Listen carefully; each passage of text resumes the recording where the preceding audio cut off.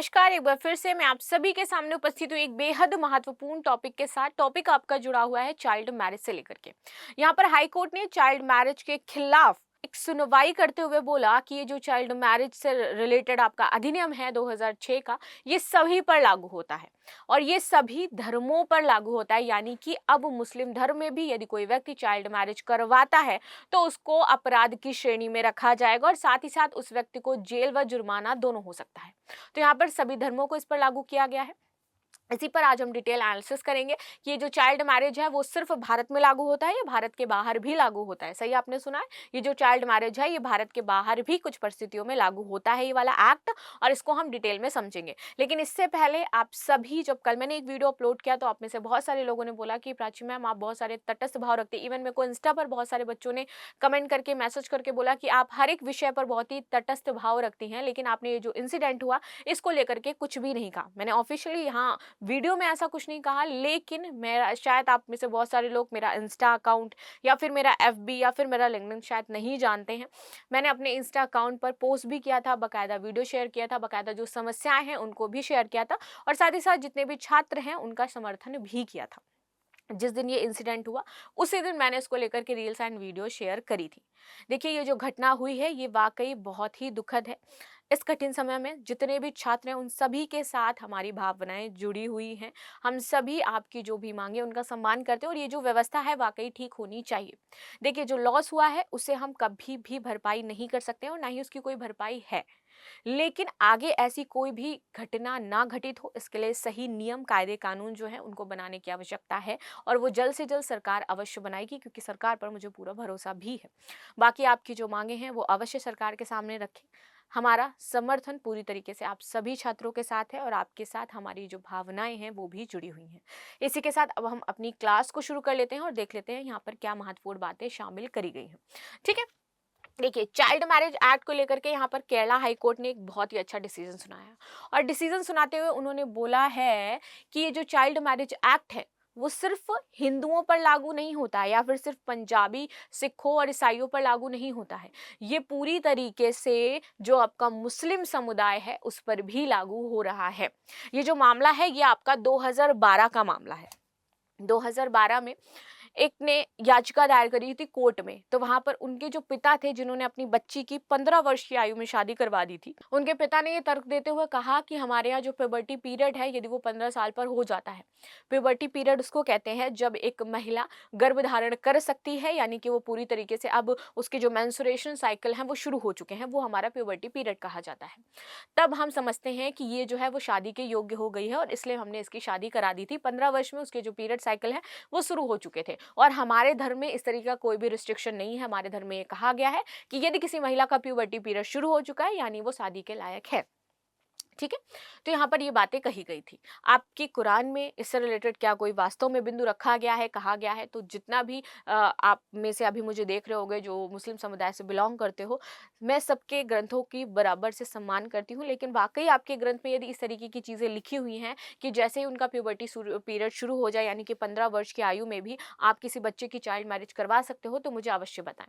ठीक है, क्योंकि कई बार ऐसा होता है कि कुछ चीज़ों को तोड़ मड़ोड़ करके पेश कर दिया जाता है, वो चीज़ वैसी होती भी नहीं है, तब भी उस चीज़ को किसी धर्म से जोड़ दिया जाता है। तो आप में से बहुत सारे लोगों ने कुरान पढ़ी होगी और मेरे से अच्छे से आप कुरान जानते होगे, समझते होगे। तो क्या वाकई ऐसा कुरान में लिखा गया है कि चाइल्ड मैरिज जो है वो वैध है और उसको करना ही चाहिए? ठीक है, क्योंकि यहाँ पर उनके फादर ने स्टेटमेंट दिया था कि हमारे धर्म ग्रंथ जो है उसमें ये लिखा हुआ है बाकायदे, और कहा गया है कि हम अपने धर्म के अनुसार यहाँ पर 15 वर्ष की आयु में भी जब भी प्यूबर्टी पीरियड शुरू हो जाए हम शादी कर सकते हैं। चलिए अब पूरा मामला देख लेते हैं। यहाँ पर केरल उच्च न्यायालय ने फैसला दिया कि बाल विवाह निषेध अधिनियम 2006 इस देश के प्रत्येक नागरिक पर लागू होता है, चाहे उसका धर्म कुछ भी हो। ये उन्होंने स्टेटमेंट जारी किया है कि यदि वो भारत में रह रहे हैं, इस देश के हैं और इस देश में जो भी लोग रह रहे हैं जिनके पास इसकी नागरिकता है, हर एक नागरिक पर ये आपका जो धर्म है, ये जो आपका अधिनियम है, सॉरी, वो लागू होगा। ठीक है, अधिनियम की धारा 1 के भाग 2 के मुताबिक यह अधिनियम भारत के सभी नागरिकों पर लागू होता है। और एक इंपॉर्टेंट चीज यहाँ पर ये हो जाती है कि भारत के नागरिकों पर तो लागू होता ही होता है, साथ ही साथ जो भारतीय नागरिक विदेश में रह रहे हैं उन पर भी लागू होता है। ये यहाँ पर महत्वपूर्ण चीजें हैं कि जो विदेश में रह रहे हैं भारतीय, उन पर भी ये जो आपका चाइल्ड मैरिज एक्ट है वो लागू होगा। तो इस बात का ध्यान रखिएगा कि ये उन पर भी लागू हो रहा है। आप में से कितने सारे लोगों को इसके बारे में पता था, जरूर बताइएगा, और आपकी क्या राय है जरूर इस राय पर चर्चा अवश्य करिएगा। आगे देख लेते हैं क्या कहा है कोर्ट ने। तत्कालीन नाबालिग लड़की के पिता सहित याचिकाकर्ता ने अदालत के समक्ष तर्क दिया कि मुस्लिम होने के नाते उसे यौन प्राप्त करने के बाद अर्थात 15 वर्ष की आयु में विवाह करने का धार्मिक अधिकार प्राप्त है। ये उन्होंने बोला कि हमारे पास क्या है, धार्मिक अधिकार है। हमारे धर्म में कहा गया है, हमारी कुरान में ये कहा गया है कि यदि कोई भी महिला, उसको यौवन प्राप्त हो जाता है, प्यूबर्टी पीरियड शुरू हो जाता है, तो हम उसका क्या कर सकते हैं, चाहे वो बच्ची हो, चाहे वो 13 साल की हो, 14 साल की हो, 15 साल की हो, हम उसकी निकाह यानी कि शादी जो है वो करवा सकते हैं। ऐसा उन्होंने तर्क दिया था। इसके बाद केरला हाईकोर्ट ने 15 जुलाई को आदेश दिया कि किसी व्यक्ति को पहले भारत का नागरिक होना चाहिए और उसके बाद ही उसका धर्म आता है। सबसे पहले क्या है, हम इस भारत देश के नागरिक हैं, हमारा धर्म बाद में आता है। सबसे पहले हम एक इंसान हैं, हम एक मनुष्य हैं। लेकिन व्यक्ति क्या करते हैं, धर्म के आप देखोगे नाम पर वो इंसानियत भूल जाते हैं, वो धर्म को यहाँ रखते हैं, जबकि इंसानियत यहाँ होनी चाहिए, फिर धर्म यहाँ आपका आना चाहिए। लेकिन हम क्या करते हैं, धर्म को यहाँ रखते हैं और इंसानियत को यहाँ रखते हैं। वहीं पर हमसे गलती हो जाती है कि एज अ नागरिक यदि मैं बात करूं, एज अ सिटीजन जैसे मैंने बोला, या फिर एज अ पर्सन या फिर एज अ ह्यूमन यदि मैं बात करूं, तो कई सारी चीजें हैं जिनको हमें साइड लाइन करना चाहिए। ठीक है, हमें धर्म पर नहीं जाना है, हमें इंसानियत पर ज्यादा जोर देना है। तो यहीं पर यह बात कही गई है कि उसके बाद ही उसका धर्म आता है। धर्म गॉड है और उसके नागरिकता पहले आनी चाहिए। इसीलिए मेरा विचार है कि चाहे कोई व्यक्ति किसी भी धर्म का हो, चाहे वह हिंदू हो, मुस्लिम हो, ईसाई हो, पारसी हो, अधिनियम 2006 सभी पर लागू होता है। और ये जो अधिनियम है 2006, ये सभी पर लागू हो रहा है। ठीक है, अब बात करते हैं, आधुनिक समाज में विवाह के लिए कोई बाध्यता नहीं हो सकती है। और यहाँ पर विवाह के लिए क्या है, कोई बाध्यता नहीं है। कोर्ट ने बोला है कि किसी, क्योंकि हम बहुत ही, अब क्या है, हम आधुनिक समाज में आ गए, हम न्यू न्यू टेक्नोलॉजीज का यूज कर रहे हैं, हम इतनी बड़ी बड़ी बातें कर रहे हैं, हम एआई यूज कर रहे हैं, नए नए रिफॉर्म्स हो रहे हैं डेली, फिर भी अभी हम पुरानी जो दकियानुसी बातें उनमें पड़े हुए हैं, उनको हम समझ रहे हैं कि ये हमारा धर्म है। तो उन्होंने बोला है कि आधुनिक समाज में विवाह के लिए कोई बाध्यता नहीं होती है। अधिकांश लड़कियां पढ़ाई में रुचि रखती हैं, लेकिन चाइल्ड मैरिज के चक्कर में उनकी जो पढ़ाई है वो भी छुड़वा दी जाती है। उन्हें पढ़ाई करने दे और अपने जीवन का आनंद लेने दे, बेशक अपने माता पिता के आशीर्वाद के साथ। ठीक है, जब वे वयस्क हो जाए तो तय करें कि उनके जीवन के लिए एक साथी आवश्यक है, तो उचित स्तर पर ऐसा होने दे ताकि समाज में बाल विवाह को खत्म किया जाए। और यहाँ पर ये कोर्ट ने पूरी जो स्टेटमेंट है इस प्रकार से दी है कि हर बच्चे को पढ़ाई का अधिकार है।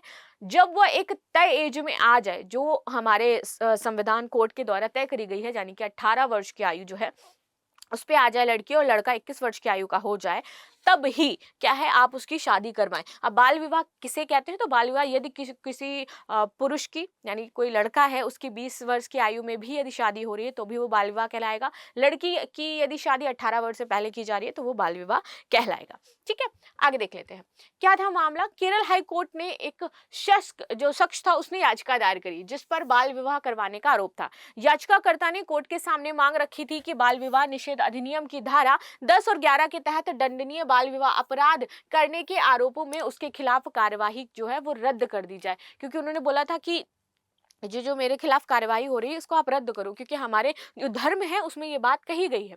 आगे देखते हैं, शिकायत कथित तौर पर 30 दिसंबर 2012 को पलक्कड़ जिले के वक्कनचेरी में इस्लामी रीति रिवाजों के मुताबिक आयोजित बाल विवाह में संबंधित थी। उससे संबंधित ये जो आपकी शिकायत है वो दर्ज करी गई थी। इसमें सबसे पहले आरोपी उनके पिता थे, जिसने अपनी नाबालिग बेटी की शादी दूसरे आरोपी से करी, यानी कि जो व्यक्ति उससे कर रहा था वो दूसरा आरोपी व्यक्ति था।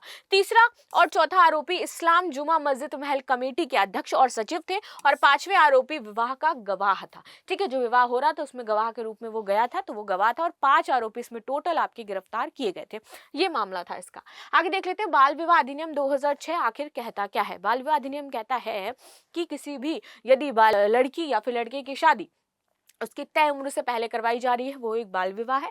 और यदि अगर ऐसा कोई करता है तो उसके खिलाफ जुर्माना और कार्यवाही की जाएगी, चाहे वो किसी भी धर्म से संबंध रखता हो। आगे बात कर लेते हैं।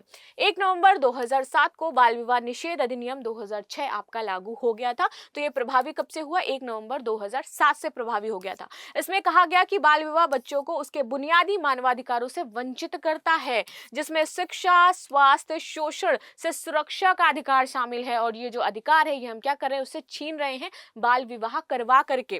कम उम्र में विवाह और गर्भधारण से शिशु मृत्यु दर बढ़ती है, मातृ मृत्यु दर बढ़ती है, यौन संचारित जो बीमारियां हैं वो बढ़ती हैं और स्वास्थ्य समस्याएं भी उत्पन्न होती हैं। अभी हाल ही में आज की न्यूज है, 8 घंटे पहले की न्यूज है कि राजस्थान का एक स्कूल था जहां पर वो जो शिक्षिका है वो कहती है कि यहाँ पर जो बच्चियां पढ़ने आती हैं वो आमतौर पर विवाहित ही होती हैं। तो यहाँ पर चाइल्ड मैरिज कॉमन है। राजस्थान के एक स्कूल में जो अधिकतर बच्ची आ रही हैं वो मैरिड हैं। देखिए, हम शिक्षा दिला रहे हैं, हम शिक्षा की बात करते हैं, और वहीं पर हमें ये देखने को मिलता है कि इस तरीके की समाज में कुरीतियां अभी भी इतने अच्छे लेवल पर व्याप्त हैं जिन्हें हम समाप्त नहीं कर पा रहे हैं।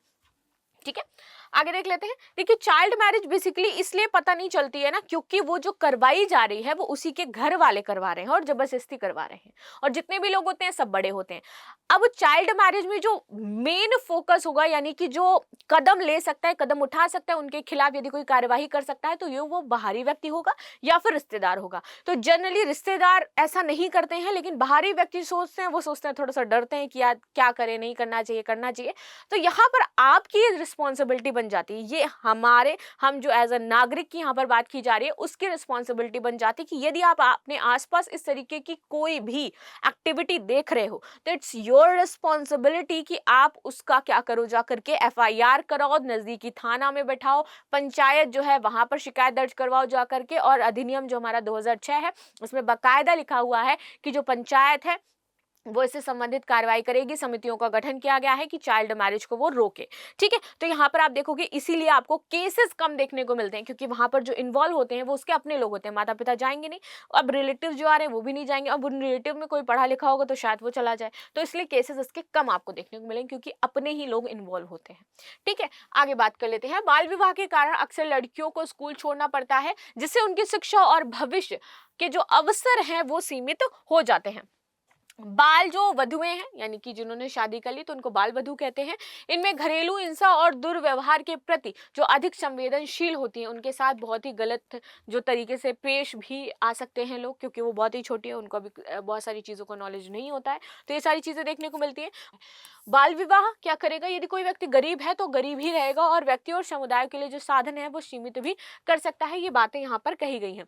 लास्ट में कोर्ट ने एक बहुत अच्छा डिसीजन लिया और बहुत अच्छी तरीके से उन्होंने प्रिंट मीडिया को इसके खिलाफ एक्शन लेने के लिए बोला। उन्होंने बोला जो मीडिया है वो हम तक मुद्दों, जो सरकार तक होते हैं मुद्दे पहुंचाते हैं, वो हमारे जो लोकतंत्र है उसका फोर्थ पिलर बोला जाता है मीडिया। तो यहाँ पर कोर्ट ने बोला कि ये प्रिंट मीडिया की रिस्पॉन्सिबिलिटी है कि आप लोगों को जागरूक करिए, आप इससे संबंधित जो वीडियोज है उनको शेयर करिए। अगर आपको कहीं मिलता है इससे रिलेटेड कोई मामला सामने आए तो उसको आप उजागर करिए, लोगों के सामने लेकर के आइए, ताकि वो मामला आगे बढ़ सके। तो यहाँ पर ये कहा गया है कि ये सुझाव दिया गया है कि प्रिंट और दृश्य मीडिया इसमें जागरूकता बढ़ा सकते हैं और बाल विवाह पर रोक लगाने में महत्वपूर्ण भूमिका निभा सकते हैं। आदेश में कहा गया है कि प्रिंट और विजुअल मीडिया का यह कर्तव्य है कि वे बाल विवाह की बुराइयों को क्या करें, लोगों के सामने उजागर करें और इससे संबंधित जो लेख हैं उनको प्रकाशित करें।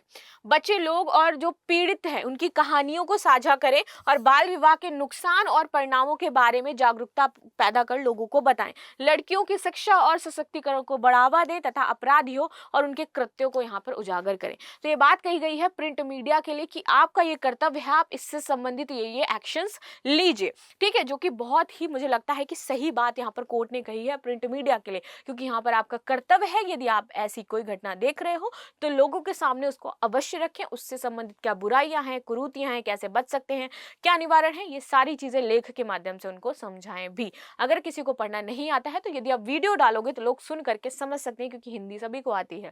ठीक है, अगर उसकी आधिकारिक भाषा में है तो आप उस भाषा में उस वीडियो को प्रकाशित करिए। ठीक, तो इस तरीके से प्रिंट मीडिया का भी बहुत बड़ा योगदान हो सकता है और साथ ही साथ आम नागरिक जैसे कि आप हैं, आप भी देखते हैं आस-पास यदि ऐसा कोई हो रहा है, आप में से बहुत सारे लोग होंगे जो गाँव से मुझे शायद देख रहे होंगे, बिलॉन्ग करते होंगे। आपने देखा होगा यदि ऐसी कोई चाइल्ड मैरिज हुई है, आपने कोई एक्शन लिया या नहीं लिया। अगर आप एक्शन लोगे आपको बहुत अच्छा लगेगा कि चलिए मैंने एक बच्ची की ज़िंदगी वहाँ पर बचाई है। ठीक है? तो अब मिलते हैं नेक्स्ट क्लास में नेक्स्ट मुद्दे के साथ, तब तक के लिए धन्यवाद। लाइक शेयर सब्सक्राइब करना बिल्कुल भी ना भूलें। Thank you so much.